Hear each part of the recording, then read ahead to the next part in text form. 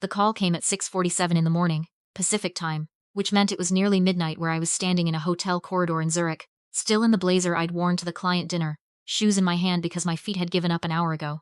It was my husband's sister. She never calls me. Not once in 4 years of marriage had she called me directly. I just thought you should know, she said, and her voice had that careful flatness people use when they've already decided what they're going to say and have rehearsed it twice. Your mother-in-law moved in yesterday. Into your house. She has a lot of boxes. I stood there in that hallway under fluorescent light, bare feet, on cold carpet, and I said nothing for a long moment. How many boxes? I asked. A lot, honey. I hung up and stood there until a room service cart came rattling around the corner, and I had to press myself against the wall to let it pass.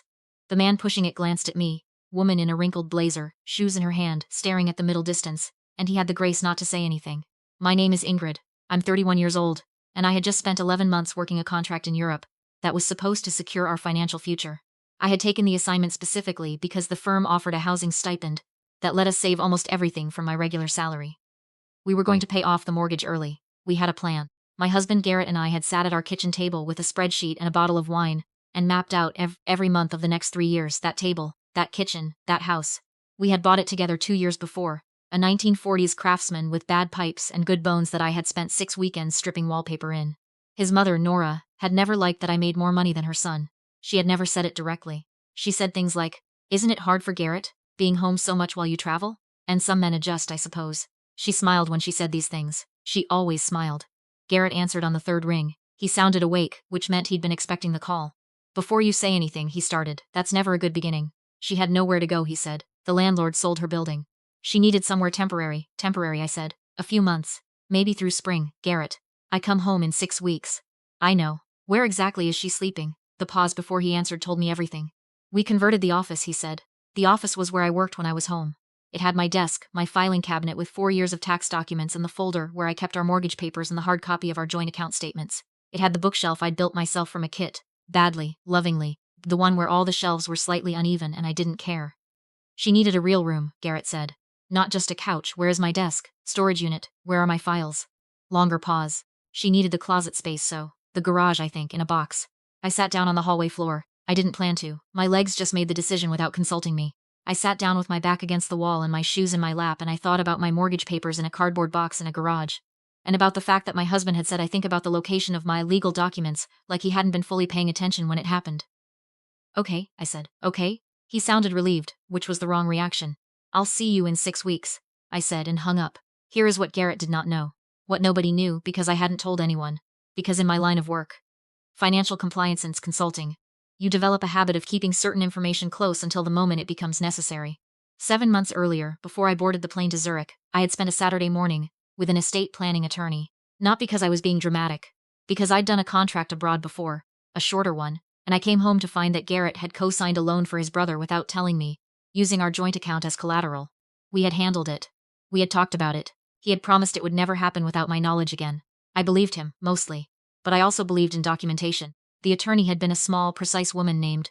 It doesn't matter. What matters is what she helped me do. I had transferred my 40% ownership stake in the house into a revocable living trust, with myself as the sole trustee.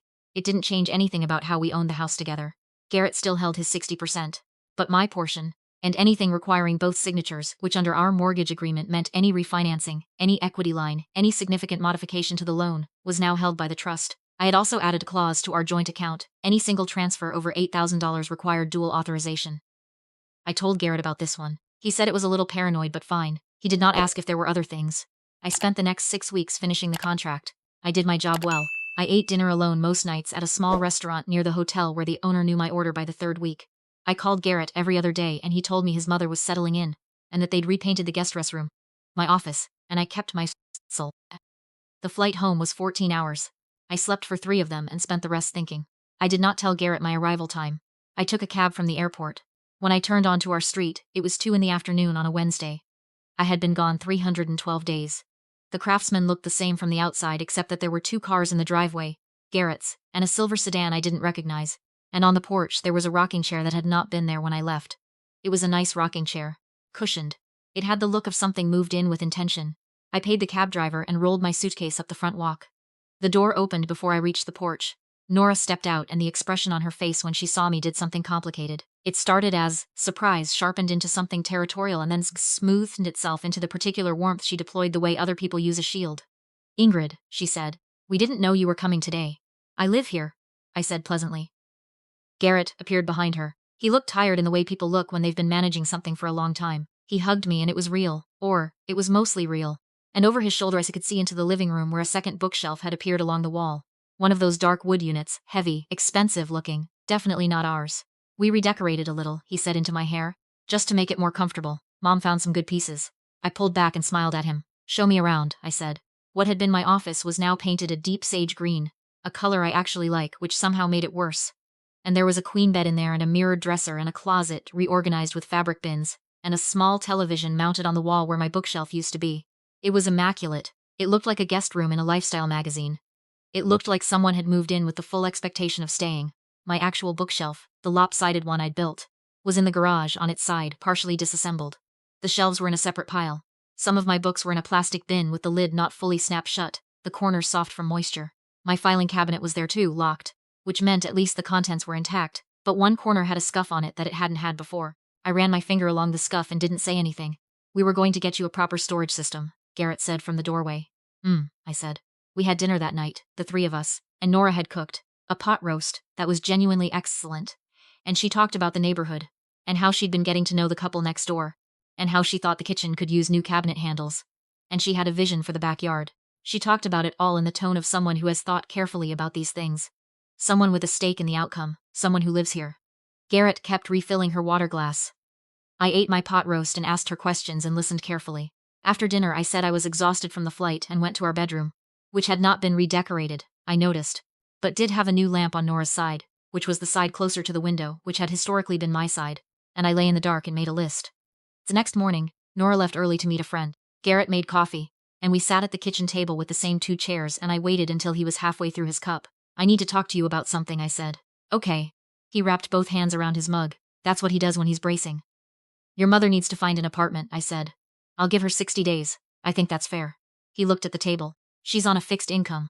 I know that. It's not easy for her. I know that too. She's comfortable here. She's been stopped. Recalibrated.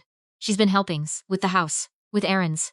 It's been nice actually having someone here. I set my mug down.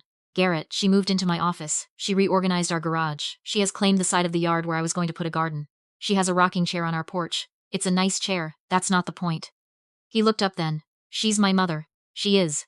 And this is my house too. Which means you should have talked to me before she moved in, not asked your sister to call me as a courtesy notification after the fact. He had the grace to look ashamed about that one. I didn't know how you'd react, he said. That's a reason to tell me, Garrett. Not a reason to wait until it's done. We went in circles for a while. He said she had nowhere to go. I said 60 days was enough to find somewhere. He said what if they looked for a more affordable unit together and helped with her rent for a few months. I said that was a conversation I was willing to have. He said his mother wasn't going to like this. I said that wasn't the primary metric. What I did not say yet. I need to look at our financial accounts. I need to know what the last 11 months look like.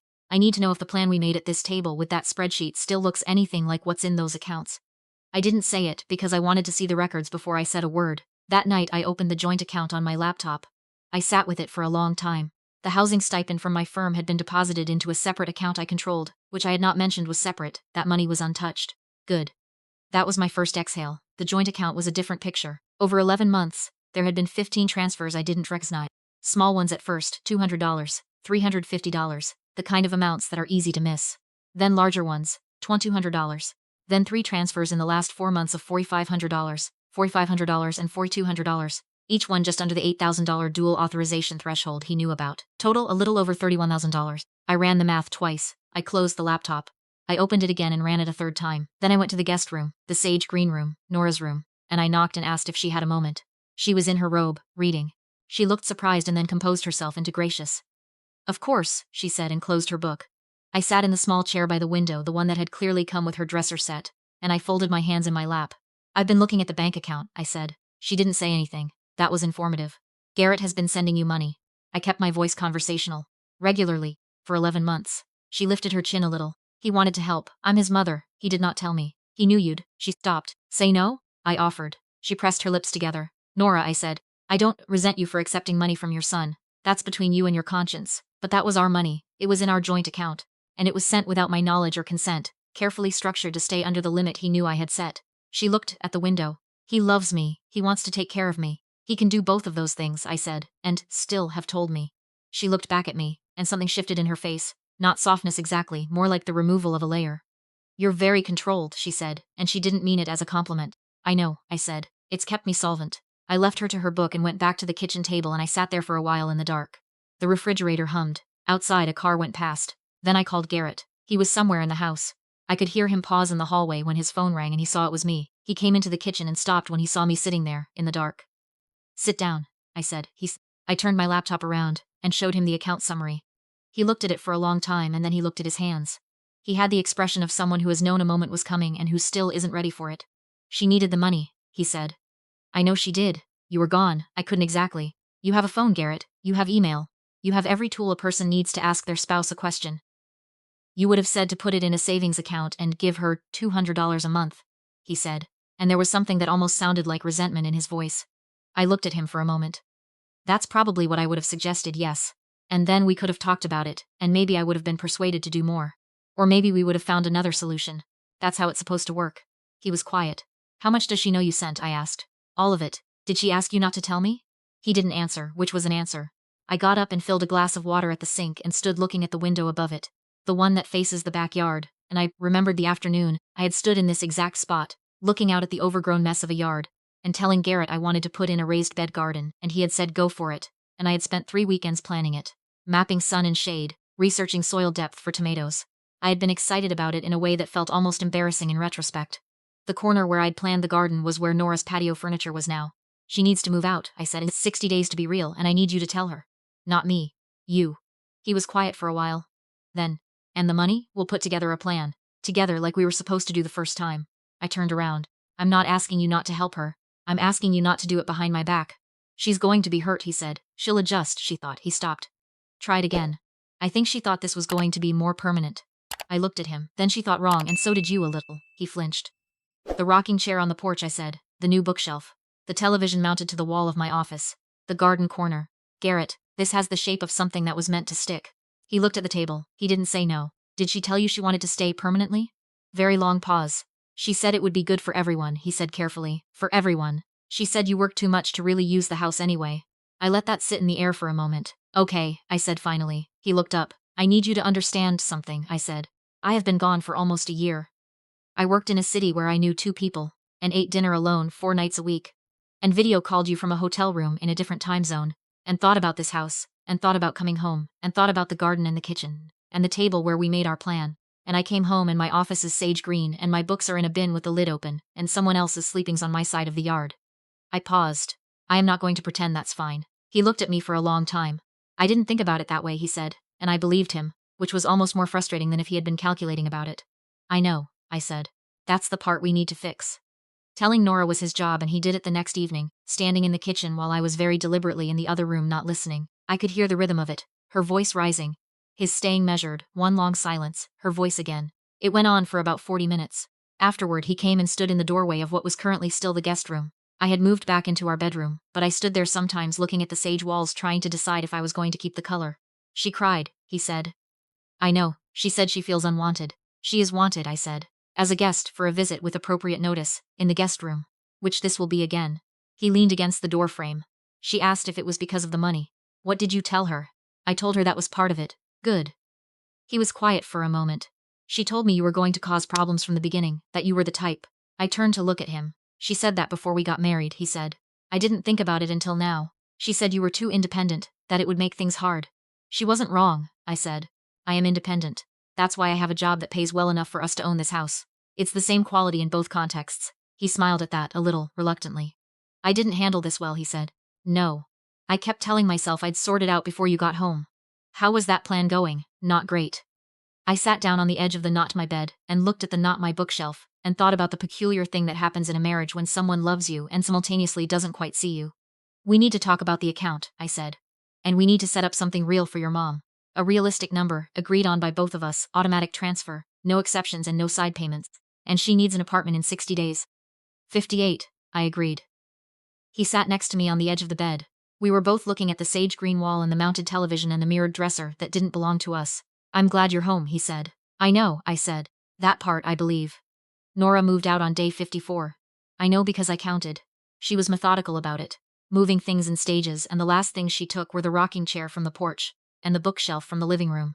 She didn't take the sage paint, obviously, and she didn't take the television, which we let her have since we hadn't picked it out and neither of us wanted to look at it anyway. The morning after the last of her things were out, I painted over the sage green with a warm white that I had picked out 3 days earlier. Garrett helped. He's not a good painter. He cuts corners and leaves thin spots near the baseboards, but he showed up with the roller and the drop cloth, and he didn't complain about doing the ceiling. We found a good apartment for Nora 6 weeks later, 12 minutes from us, with a community garden she seemed genuinely excited about. We set up the automatic transfer, a real number, discussed at the kitchen table with the spreadsheet, and she has not asked Garrett for anything outside that amount. Not once, in 8 months. My bookshelf is back in what is now actually my office. I rebuilt it from the same kit, because the original one had warped slightly from the garage, and I made the same mistakes in the same places, and all the shelves are still uneven and I still don't care. The raised beds are in. I planted tomatoes in April. They're doing fine. I don't tell people this story because I want them to think I won something. I tell it because there was a version of me that would have come home from that flight and quietly absorbed it. Adjusted, decided it wasn't worth the disruption to push back, told myself that peace was more important than the square footage of my own life. That version of me would have ended up watching someone else's mother in my rocking chair on my porch for years. You're allowed to take up space in your own house, even if someone cries about it, even if someone calls it controlling, especially then.